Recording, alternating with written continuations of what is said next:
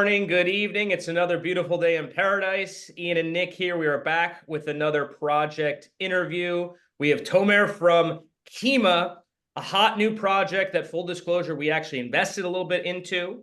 We're very excited to have him on, excited to learn more. So let's dive right in. Tomer, please introduce yourself. Tell us a little bit about your journey into crypto. Okay, so first of all, thanks for having me today, guys. Let's have fun. My name is Tomer, 25 years in digital marketing, 5 times an entrepreneur, 3 times lost everything I had in my life, started from scratch twice. Actually was on the street with 4 dogs, and a friend of mine just came over, gave me $3,000 so I can rent a place to to sleep that night. Um, True story. Started twice all over again. Learned how to choose right partners in life and had 2 successful exits. Became an angel investor myself. That was 12 years ago. Been investing ever since. Never stopped through bear, bulls, whatever's. I've been through all of them and was still active in all of them. Since 2016, 17, highly active in the ICO boom. Then 2019, decided exclusively investing only in crypto and blockchain innovations. To date, I have a few dozens of portfolio companies. I'm writing for Forbes and Cointelegraph about DeFi and blockchain infrastructure.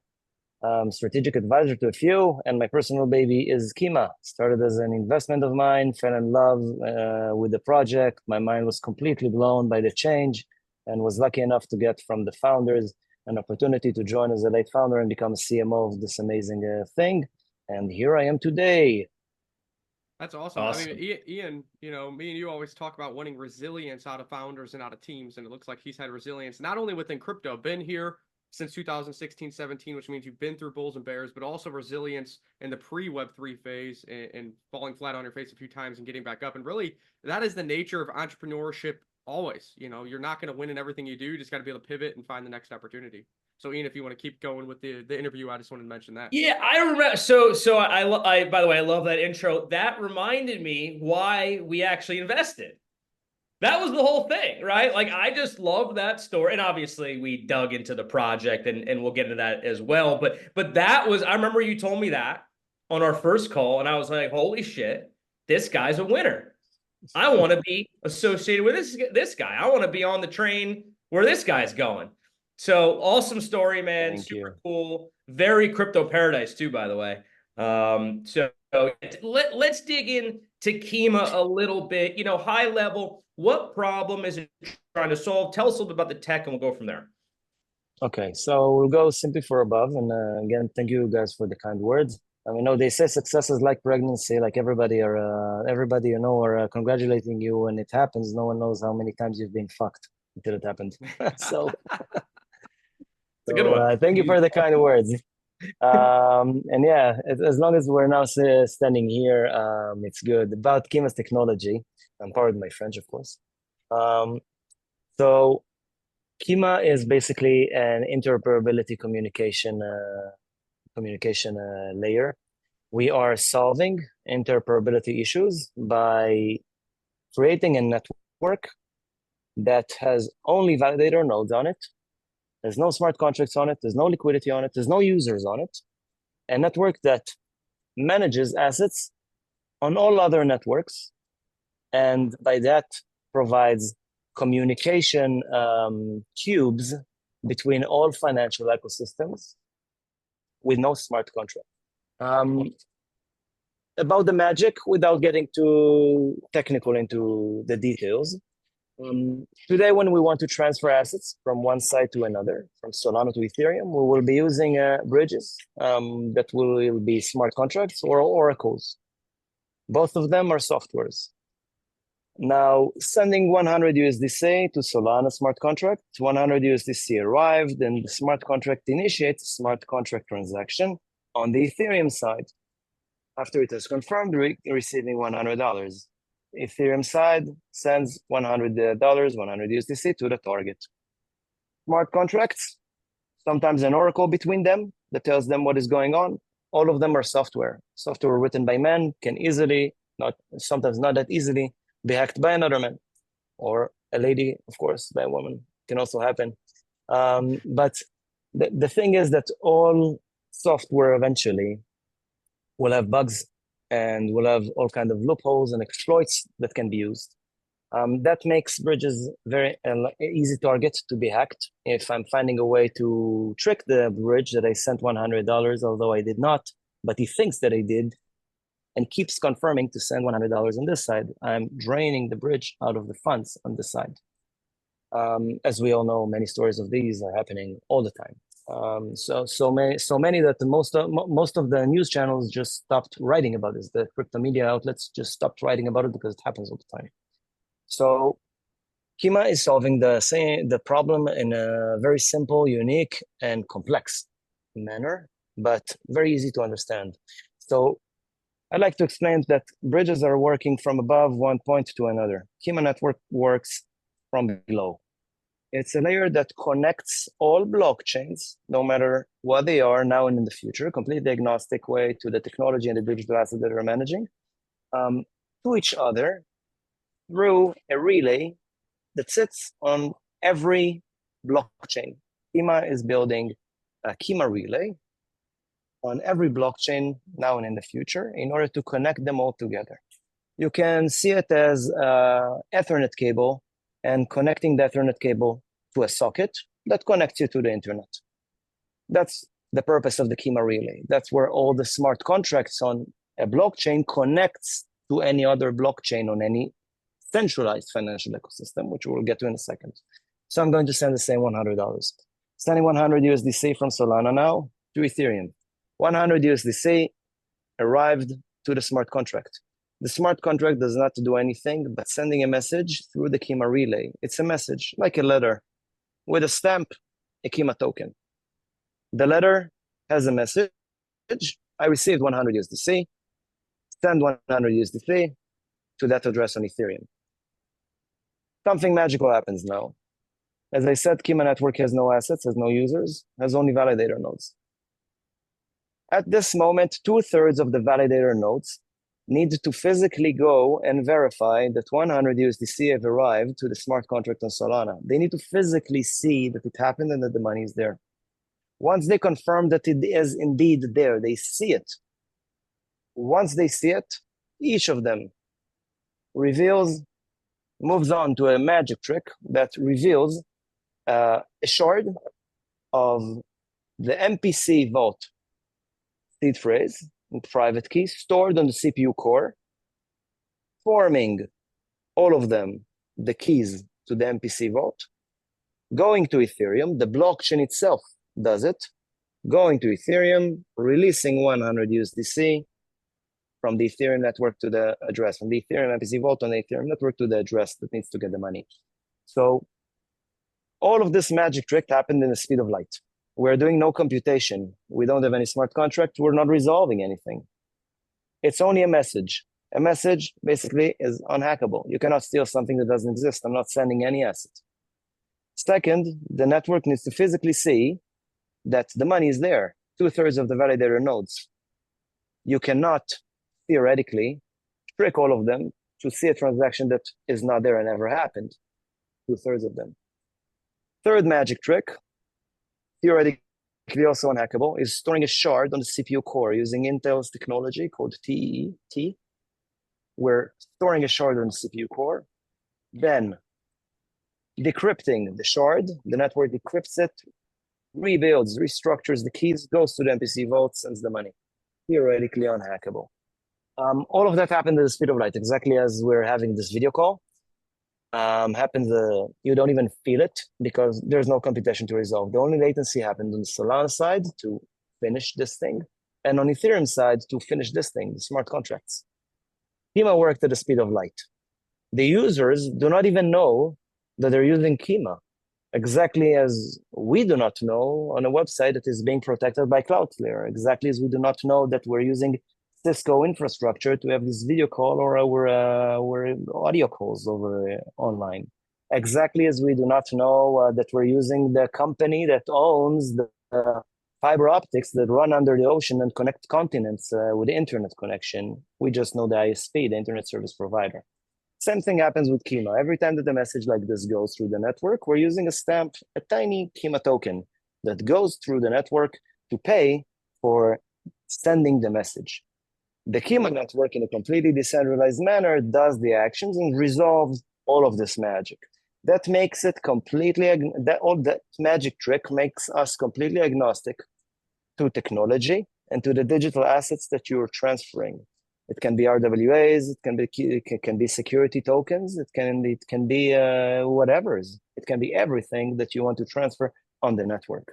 Because we do not have smart contracts, we're also the only decentralized communication protocol on Earth that has an API and an SDK, which means every centralized entity, every bank, every financial app that you're using, every stock trading app that you're using, is able to connect to Kima network, through the Kima network to your wallet on every blockchain, theoretically, through an API and an SDK.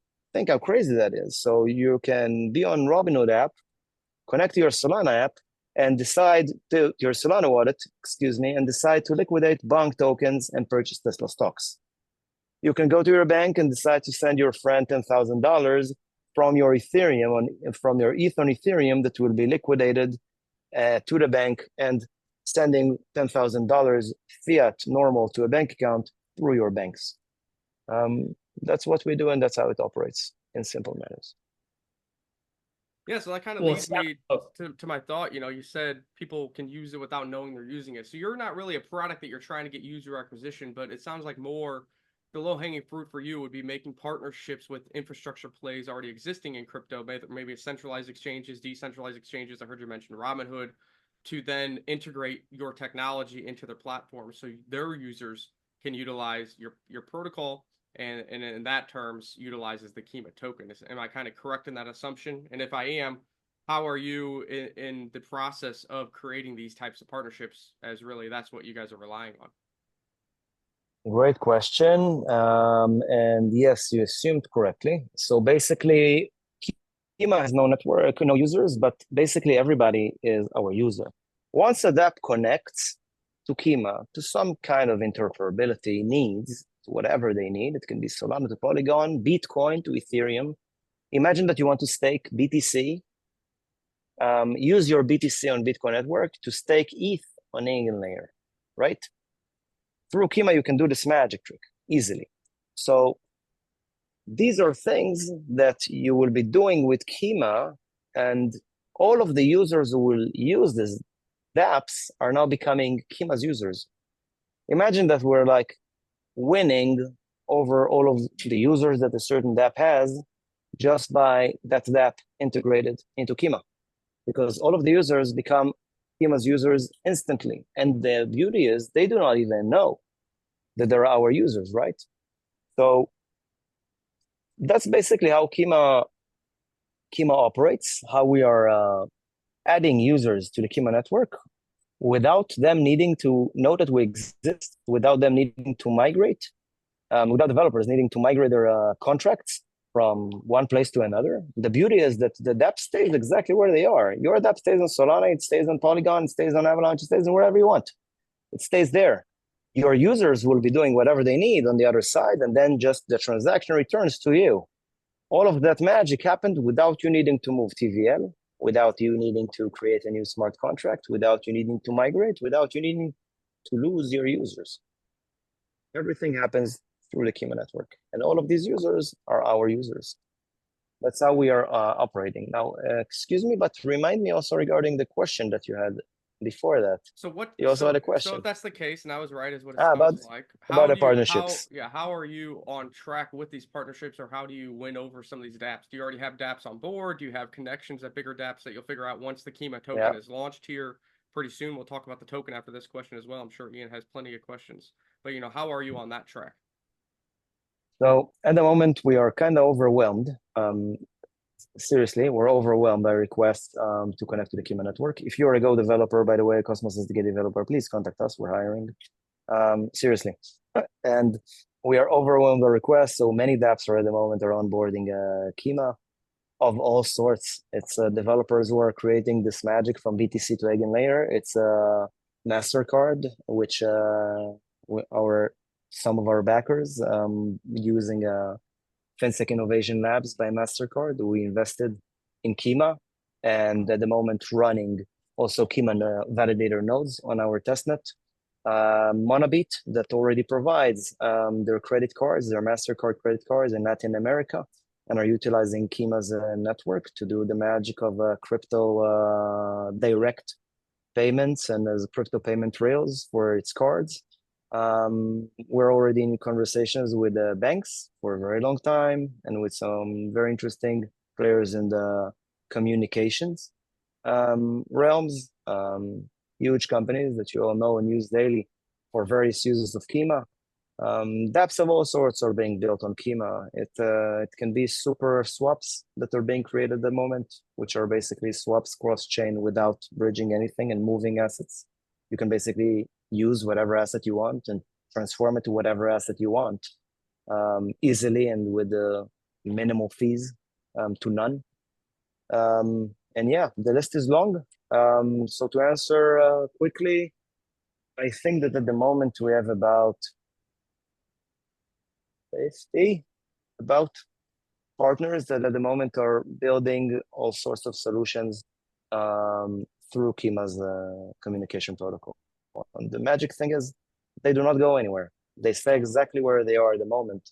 They're just using us to connect to whatever they want, do whatever they want there, and bring their users right back to stay on their dApps. That's awesome. Love to hear about the traction as well. I want to take a step back, provide a little bit of context for some of our viewers who may be wondering, okay, well, why should I care? What does all that mean? You know, why is it relevant for me? So if you've been following the show, you probably picked up on the fact that we've paid a lot of close attention to narratives. What's the narrative of the project? What's the sector that they're building in? And is that a hyped up narrative? Is that a meaningful narrative in a cycle? And further, if you've been following the show, you probably know that we've been talking about interoperability, cross-chain, that infrastructure within that sector as one of the next hot narratives that we think is coming. Why is that? Why do we believe that to be the case? Well, this is a fundamental problem within the blockchain sector just as a whole, right? You have all these different chains, liquidity fractures across all these different ecosystems. And we need to figure out as an industry how to sort of make the whole thing connected. We have to connect the crypto industry together, these blockchains together. And whether it's through Kima or another provider, you guys are doing it, it sounds like in a very innovative way with this sort of underlying messaging layer. I've not heard exactly this kind of solution before, but it sounds very promising. The fact that you have traction, right? Team has a lot of experience, and we'll get into token utility in a second. But I just want to provide a little bit of context. I just felt like, you know, this could be one of the next big narratives in this cycle's interoperability. I think you laid out the problem with the bridges very succinctly. So to me, this Kima could be a big winner in this sector, and we'll obviously see. A lot still has to go right for that. But very promising, very, very cool technology, as I understand it. So keep up the great work there. Thank you. Thank you. And you're, by the way, we agree 100% now, putting my tiny investor hat on my head, my tiny angel investor hat on my head. I completely agree with you, you know, about the narrative, you know, and the need for interoperability. At the moment, guys, imagine like how we're using like Web3. Web3, you know, crypto blockchain basically is used for making money, swapping tokens, swapping NFT to money, swapping money to NFTs, swapping something to money, money to something. But the overall concept of Web3 is digital ownership and decentralization of data. Now, this is mind-blowing, guys. You know, this is going to change the internet. This is like reinventing the internet all over again. Remember the first time that you understood that what you have, like the number that you have in your wallet is real money? I remember that day that I saw the number and suddenly I felt that this is a real asset that I'm holding. Until then, it was just files on my computer, right? So the reason that it's not exploding is because this industry does not work together. There is no need for there is no motive for the industry to work together, right? By default, each blockchain that is born, each layer 1 and layer 2 is destined to try and kill the other, to fight on users, on liquidity, on transaction volume, in order to pump their own gas tokens. So by default, we're destined to kill each other all the time. Now, interoperability just makes all of it completely irrelevant. Builders can build whatever they want, wherever they want. They can tap into liquidity sources wherever they want without being forced to move all of the users and all of the assets all over again from place to place for a grant or to get access to a certain feature.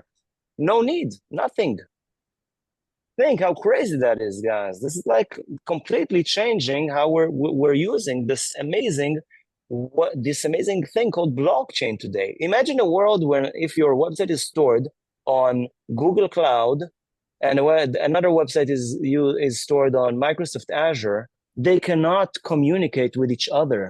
And if they're on Amazon AWS, they cannot communicate with the other two. It's completely crazy. The only way to communicate with an app being on Google Cloud and an app on Amazon AWS would be to take the app from Amazon AWS, transform it to Google Cloud, take it back from Google Cloud, and put it back on Amazon AWS. Completely crazy, right? The internet will not be usable. Then I cannot agree more. Interoperability is the future that is going to open up, finally, blockchain technology to the traditional old internet and will make Web3 just the web. Exactly like we didn't even know that Web 2 was a thing until someone told us there is going to be 3. We were all sure that this is the web.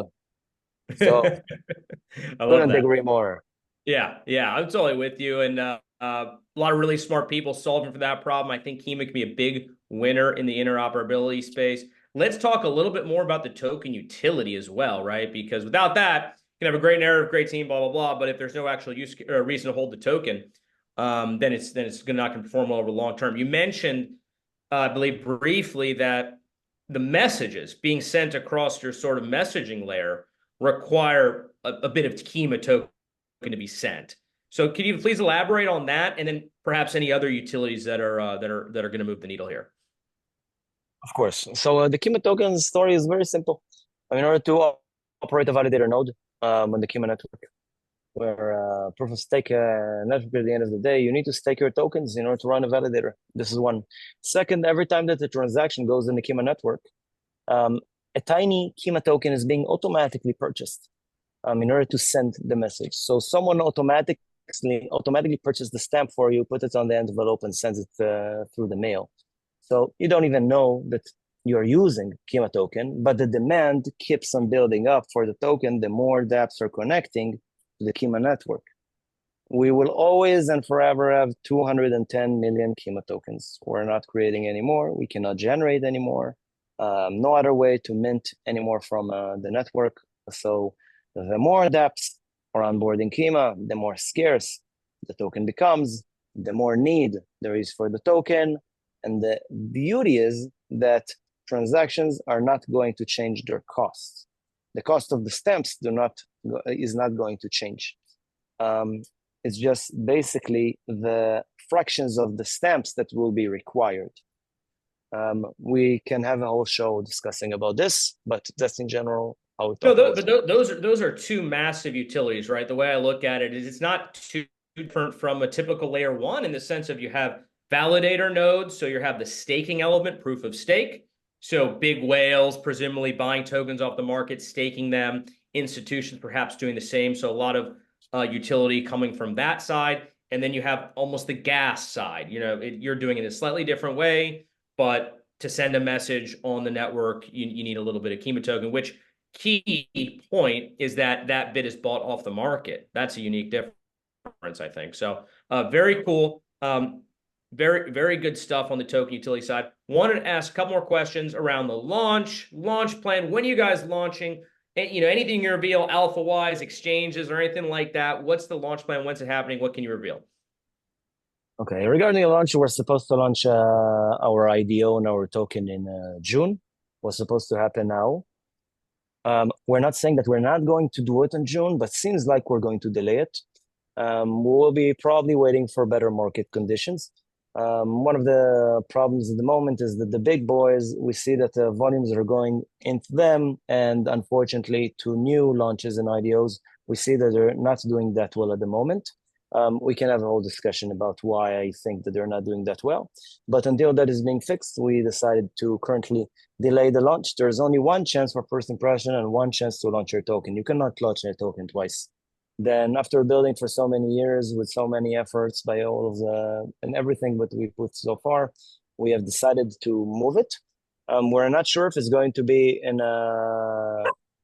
finally not in June, and maybe but maybe in September, but we will probably delay it.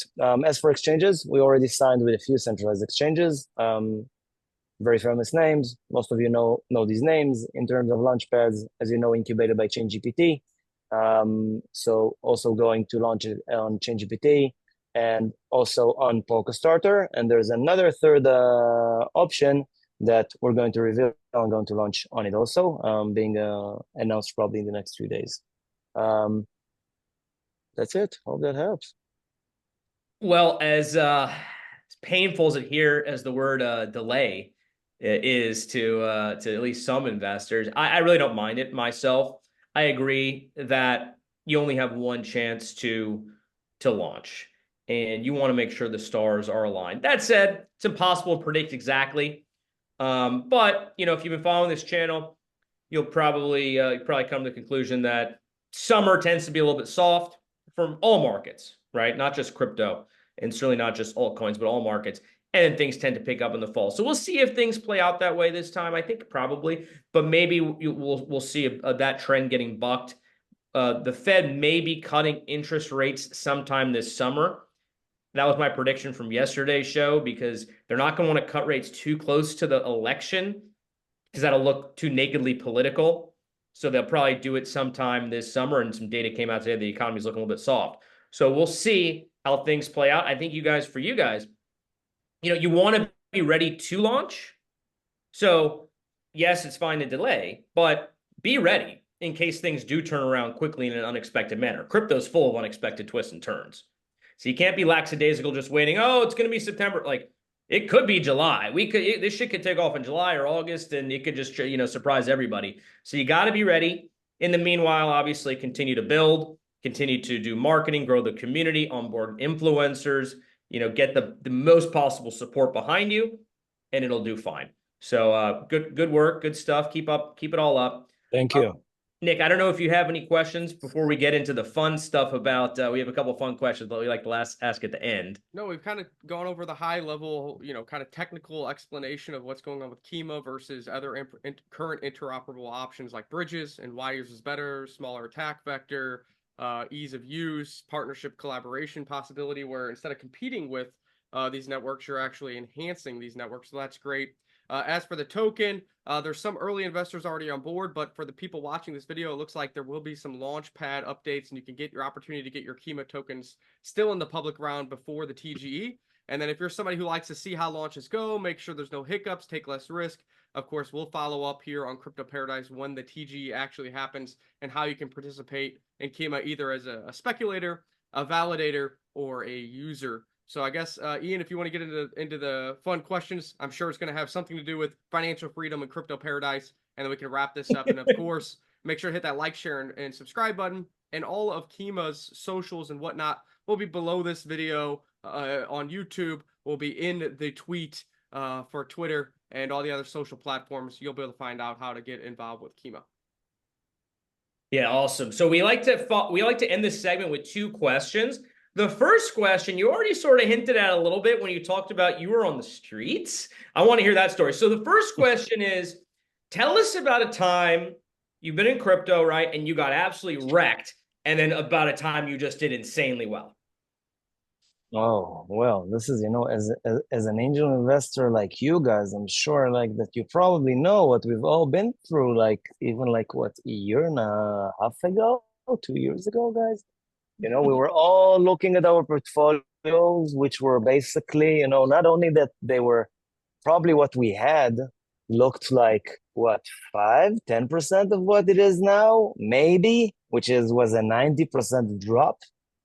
And whoever bought it in, by the way, don't forget, did like 20 or 10x on these assets. If you were smart enough to buy back and you were not afraid and understanding that this technology is not going anywhere. So yeah, I've been there like you guys, and you know, it was scary, but I was a believer. I bought a lot in the deep for all of the things I believe in, all the things that I actually use, all the things that I know that is growing and building. and proved to do kind of well, or also was, of course, stuck, like most of the investors, even retail investors, were buying into, IDOs, we're not professional investors like us, angels, or VCs, saw their allocations now locked throughout the bear. Everybody thought that we're going to have a TGE 2 3 months from now, 4 months from now. Yep. And suddenly it became 2.5 years. 2.5 years, 2 years, you're waiting for a launch. I was one of my projects, GT Protocol. I was one of their first dollars of Vlad and the team, and I was working, I'm their advisor since day one. No one would give us $1, in the bear market. It was hard as nails. And of course, they delayed their launch in 2 years. So you're talking about, a few dozens of thousands of dollars that they basically saw turning to ash. There was not even token. Who knew if they will even survive the bear? And suddenly, when we build the right momentum, brought them to ChainGPT, which is another portfolio company of mine, for an incubation, incubated them. The protocol blew up the market. They went out and I think they were at the top like 30 to 40x, of the price. So, I saw basically nothing. Worked for 2 years with the team to build and believed in what we're doing, there, and here it is. Now, this is one out of dozens of stories, that I can tell you and that I hear from others. I'm sure that you guys have dozens of your own stories. So if you believe in what you do, if you understand the technology, if you understand the digital assets ownership, if you understand that the decentralization of information is not going anywhere, then hold tight, be smart, buy the deep, and just wait for the markets to wake up. Look at the graphs, guys. Look, even the S&P 500. Look, since World War I, it's the same story. Same story all over again. People do not change. Remember, not a financial advice, anything I'm saying, but my theory is when everybody are running left, I'm running right. When everybody are running right, I'm running hard left. Exactly what I do. All right. So the final question we always like to ask our guests is, what does financial freedom, what does crypto paradise mean to you? Oh, wow. Well, I think that crypto is kind of paradise, right? Like crypto is the true essence of financial freedom, guys, because not only that it allows you to actually own and manage your assets, but it allows you to invest in every investment asset that is available on chain, which is completely crazy, guys. You can invest imagine it doesn't matter which country you're in, you can invest to any company, any project that you believe in. You can stake your funds in, I don't know, Japanese yen to generate yield with your USDT. You can stake your Ethereum to generate yield in Zimbabwe, and you can do basically whatever you want with your financial assets. So there's no more financial freedom than this financial freedom. Crypto is as good as it gets. Not only that it allows us to truly own our assets and do whatever we want with it, to invest it however we want, to buy with it whatever we want, and it doesn't matter where we are in the world, it also allows us the ability to take hours without even taking a USB disk on key, just with seed phrase, a tiny paper, your computer, and live anywhere on earth to become a digital nomad in no time. It allows me now to work from whatever I want next to my family, work from another country, work with people from all over the world, having these amazing conversations with you, in other side of the globe, and all of us interact together. The ability to share wealth together, share successes together, be part of a success with people whom you've never met over this amazing magical internet thing on a blockchain, right? And we all have this also trust between us, because there's a tiny, long, weird number starting with 0x that everybody can learn who I am and what I am and where I've been. Without even saying my name, I get my credibility in this industry. So, true essence of financial freedom doesn't get any better than this. Future of money, guys. You heard it here. You're already living the crypto paradise just by watching this show, just by learning from Tomer and all the guests that come on here. I love that answer. I completely agree with you, by the way. Everything you said, just fantastic. Remember, guys, like, subscribe. Nothing on the channel is financial advice, but we will see you all on the beach. Peace.